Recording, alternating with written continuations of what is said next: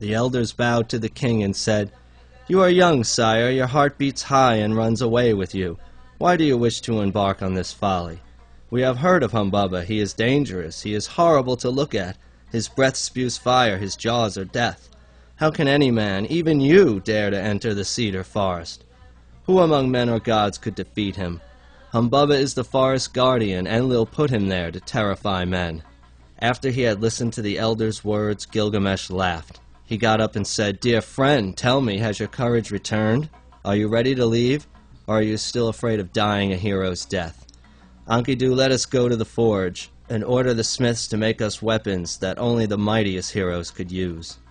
Enkidu listened gravely. He stood silent there for a long time. At last he nodded. Gilgamesh took his hand. The smiths listened to their instructions. They cast huge weapons that ordinary men could never carry, axes that weighed 200 pounds each, knives with cross guards and heavy mountings of solid gold. Each man carried weapons and armor weighing more than 600 pounds. Gilgamesh said, "Before we leave, let us pay a visit to my mother's temple. Let us go and speak to the Lady Ninsen, the wise, the all-knowing. Let us bow before her. Let us ask for her blessing and her advice." Hand in hand, the two friends walked to Ninsen's temple. Gilgamesh bowed to his mother, the goddess Ninsen, and said, "I must travel now to the cedar forest. I must journey to meet the fierce monster Humbaba. I must walk a road that no man has traveled. I must face a combat no man has known. Dear mother, great goddess, help me in this. Give me your blessing before I leave, so that I may come back from the cedar forest victorious and see your face again." Ninsen listened to his words with sorrow.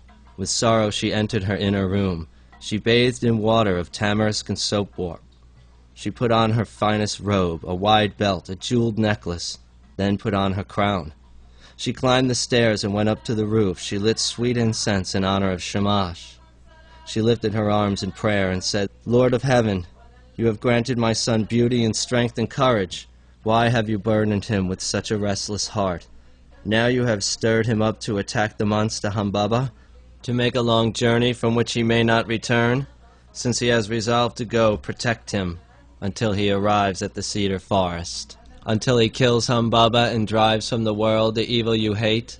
Protect him each day as you cross the sky, and at twilight may Aya, your bride, entrust him to the valiant stars, the watchmen of the night.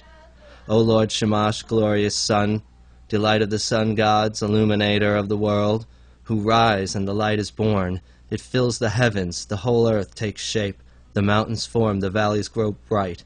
Darkness vanishes, evil retreats, all creatures wake up and open their eyes, they see you. They are filled with joy. Protect my son. On his dangerous journey, let the days be long, let the nights be short, let his strides be vigorous and his legs sturdy. When he and his dear friend Enkidu arrive, stir up the winds against Humbaba, the south wind, the north wind, the east wind, the west wind, storm wind, gale wind, hurricane, tornado, to pin Humbaba, to paralyze his steps, and make it easy for my son to kill him. Then your swift mules will carry you onward, to your stopping place and bed for the night. The gods will bring luscious food to delight you. Aya will dry your face with the fringe of her pure white robe. Hear me, O Lord, protect my son. In your great mercy, lead him to the forest, then bring him home." After she had prayed, the goddess Ninsen, the wise, the all-knowing, came down from the roof and summoned Enkidu. "Dearest child," she said, "you were not born from my womb, but now I adopt you as my son." She hung a jeweled amulet around Enkidu's neck. "As a priestess takes in an abandoned child, I have taken in Enkidu as my own son. May he be a brother for Gilgamesh. May he guide him to the forest and bring him home." Enkidu listened. Tears filled his eyes. He and Gilgamesh clasped hands like brothers. They took their weapons, the massive axes, the massive knives, the quivers and bows. The elders made way. The young men cheered. The elders stood up and addressed the king. "Come back safely to Great Wall, Doric. Do not rely on your strength alone, but be watchful, be wary, make each blow count. Remember what the ancient proverb says, if you walk in front, you protect your comrade. If you know the route, you safeguard your friend. Let Enkidu go ahead as you walk. He knows the way to the cedar forest. He is tested in battle. He is brave and strong. He will guard you at every stage of the journey. Through every danger he will stand at your side. May Shamash grant your heart's desire. May the path to the cedar forest be straight. May the nights be safe with no dangers lurking. May your father Lugalbanda protect you. May you conquer Humbaba. May the battle be quick. May you joyfully wash your feet in his river. Dig a well when you stop for the night. Fill your water skins with fresh water. Each day make an offering to Shamash, and remember Lugalbanda your father, who journeyed to far-off mountains himself. The elders turned to Enkidu and said, "We leave the king in your care. Protect him. Guide him through all the treacherous passes. Show him where to find food, where to dig for fresh water. Lead him to the forest, and fight at his side. May Shamash help you. May the gods grant your heart's desire, and bring you back safe to great walled Uruk." Enkidu said to Gilgamesh, "Since you must do this, I must go with you. So let us leave.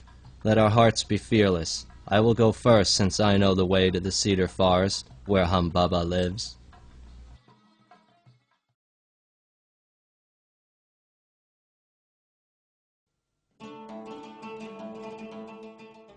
At 400 miles they stopped to eat. At 1,000 miles they pitched their tent.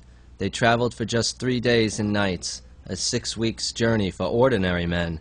When the sun was setting they dug a well. They filled their water skins with fresh water. Gilgamesh climbed to the mountain top. He poured out flour as an offering and said, "Mountain, bring me a favorable dream." Enkidu did the ritual for dreams, praying for a sign. A gust of wind passed. He built a shelter for the night, placed Gilgamesh on the floor, and spread a magic circle of flour around him, then sprawled like a net across the doorway.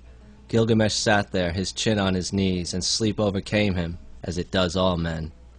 At midnight he awoke. He said to Enkidu, "What happened? Did you touch me? Did a god pass by? What makes my skin creep? Why am I cold?"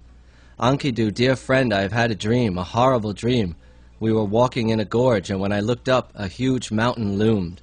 So huge that we were small as flies. Then the mountain fell down on top of us. Dear friend, tell me, what does this mean?" Enkidu said, "Don't worry, my friend. The dream you had is a favorable one. The mountain stands for Humbaba. He will fall just like that mountain. Lord Shamash will grant us victory. We will kill the monster and leave his corpse on the battlefield." Gilgamesh, happy with his good dream, smiled, and his face lit up with pleasure.